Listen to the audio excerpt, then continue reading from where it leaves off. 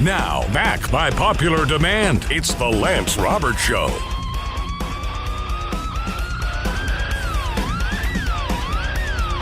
And good morning. It is 6:06 on this Friday Eve edition of the Lance Roberts Show this morning. That's right, it's Thursday, and we're getting ready to kind of wrap up the week here and kind of get things going. So, hey, that's the good news.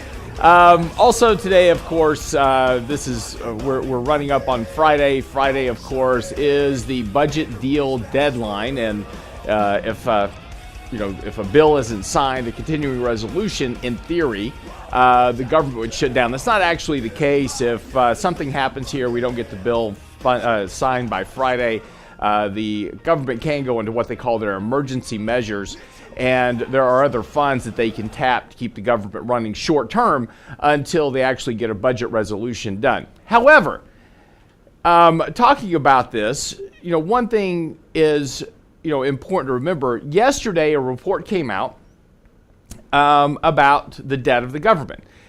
The debt of the government surpassed $22 trillion for the first time in history. And of course, this is because we just continue to kind of run unbridled debts and deficits. Now, here's an interesting aspect of this.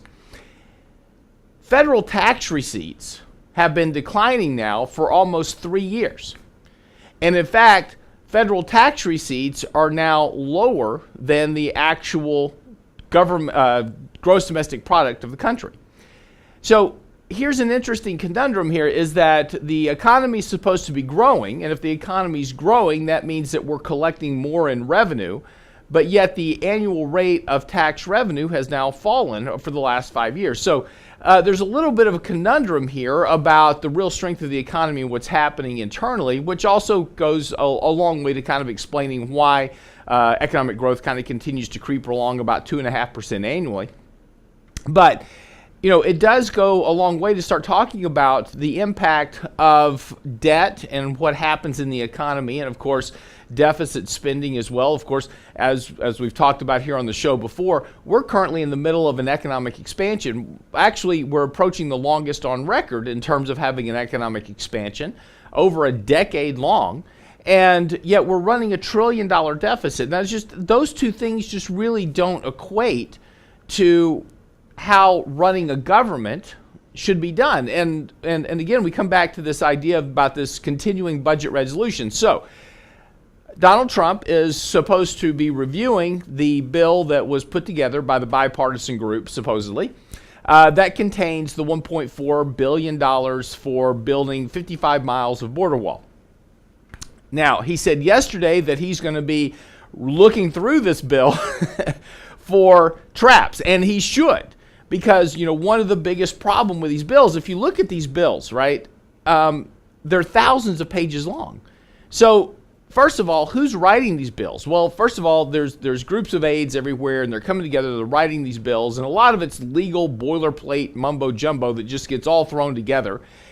And the bill gets produced and all set on Donald Trump's desk to review, right? So there's 2,000 pages, right? And we've talked about this before, whether these bills are for one item or for healthcare, whatever it is, it's thousands upon thousands of pages. Nobody reads these things, right? So it's very easy to just shove stuff into these bills that nobody ever catches. Funding for, all these little pet projects for different congressmen and different senators, and they go, well, Congressman Brady, if you'll sign this bill and support this bill, then we'll put in funding for your district on XYZ project that you want, and that's completely fine.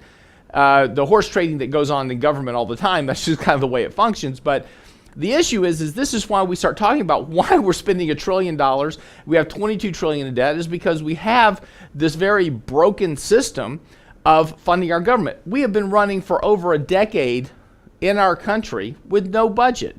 We have just continued to exist on these continuing budget resolutions from one month to the next. This budget resolution, which will get us, if it is signed, will only carry us through September, which is the end of the fiscal year for the government. October the 1st, we've got to start talking about a budget again, right? So that'll be for the next budget year as we move into the 2019 budget year. So again, as we continue to move on with the government, we're continuing just to exist on these little credit extensions, so to speak, in order to fund the government. And again, at some point, you've got to come back and start talking about some level of fiscal responsibility in government. And yes, Republicans talk a great game. They're horrible at it. We blamed Obama for 9 years, or for 8 years under his administration, for doubling the national debt. But Bush did it before him. In fact, we've been increasing our budget deficit every year since 1980. We used to not run budget deficits in the country, and very interesting, like prior to 1980, before we got onto this deficit spending spree, the actual economy had very little debt. Debt-to-income ratios prior to 1980 were about 40% of household debt. The government had virtually no deficit whatsoever. And the economy was growing at 6, 7, 8% annually. Incomes were running at 6% growth rates every year. And so the economy was existing and operating on a very financially secure basis, which is why at that point in time, America was one of the greatest countries on the planet, because capitalism was in full bloom at that point and creating a lot of economic prosperity. However, since 1980, we changed our system. We've done a lot of things differently. We started running a lot of budget deficits. We've increased household debt, and we've got a report on this a little later here on the show. Household debt has now about 140% of net worth. More people have more debt than they have savings. So the problem with that, of course, is that all has to be serviced. But not surprisingly, because we now are carrying more debts and more deficits, which have to be serviced. Now, when we have to service that debt, that takes money away from things that we want to buy, things that we want to spend money on, to paying interest on the debt. That happens both in the household as well as at the government level. And not surprisingly, the growth rate of the economy, the growth rate of the wealth in our personal households has all slowed dramatically.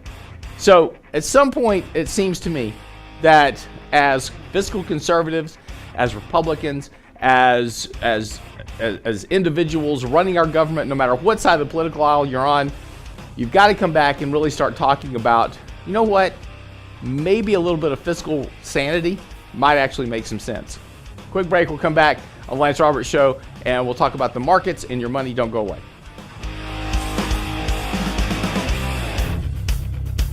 Catch Lance Roberts' podcast later at lancerobertsshow.com.